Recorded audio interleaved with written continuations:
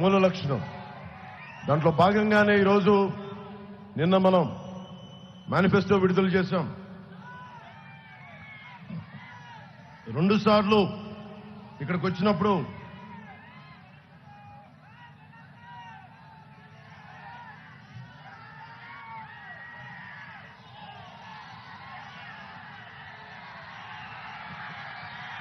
మీకోసమే మా తప్పన విద్యా దీవెన వెయ్యలేదు. అలాంటి చేతగాని ప్రభుత్వం. దానికి బాయ్ బాయ్ వైసీపీ చెప్పేది. ఇంకెంత 11 రోజులు 12 రోజులు అంతే. అక్కడ చిరంజీవి గారి ఫోటో పెట్టారు. అక్కడ చిరంజీవి గారి అభిమానులకు కూడా చెప్తున్నా, మన నాయకుడికి, మన అభిమానమైన గుండెల్లో పెట్టుకున్న వ్యక్తికి అమర్యాద చేసిన వ్యక్తి వైఎస్ జగన్. ఆ వ్యక్తిని ఇంటికి పంపించే సమయం అయింది. ముఖ్యంగా యువతకి రాగానే డిఎస్సి నోటిఫికేషన్ ఖచ్చితంగా చేయబోతున్నాం. మెగా డిఎస్సి నోటిఫికేషన్ రాగానే, మనకి ప్రభుత్వం రాగానే మొదటి సంతకం దాని మీదే ఉంటుంది. నేను మీకు ఆ మాట ఇస్తున్నాను. యువతకి 5 సంవత్సరాల్లో 20 లక్షల ఉద్యోగాలు మనకి అవకాశం కల్పించే దిశగా అడుగులేస్తున్నాం.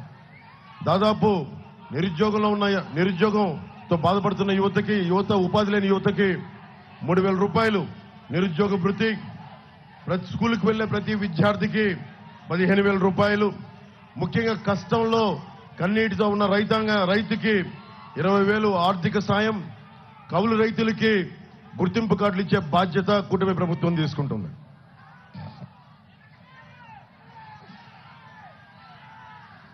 ముఖ్యంగా పాడి రైతాంగానికి పశువుల కొనుగోళ్లు, దాణా మందుల కొనుగోళ్లపై సబ్సిడీలు, ఇన్సూరెన్స్ సౌకర్యం, గోకులాల ఏర్పాటు, మేత కోసం మన నియోజకవర్గాల్లో గ్రామాల్లో బంజరు భూమి కేటాయింపు.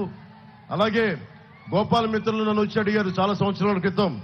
వారి అభ్యర్థన నాకు అందింది.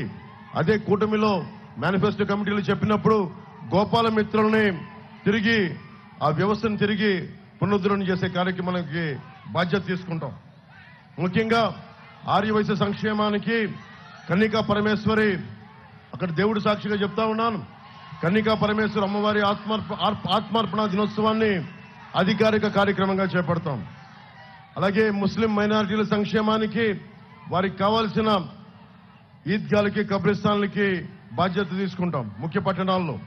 అలాగే క్రిస్టియన్ల సంక్షేమానికి క్రిస్టియన్ మిషనరీస్ ప్రాపర్టీస్ డెవలప్మెంట్ బోర్డుని ఏర్పాటు చేసి తద్వారా వారికి ఏమేమి సహాయాలు కావాలో అవన్నీ చేస్తాం. ముఖ్యంగా వ్యవసాయానికి సంబంధించి 9 గంటలు నాణ్యమైన ఉచిత విద్యుత్ సరఫరా, రాయితీతో సోలార్ పంప్ సెట్లు, మిగిలిన విద్యుత్ ప్రభుత్వ కొనుగోలు,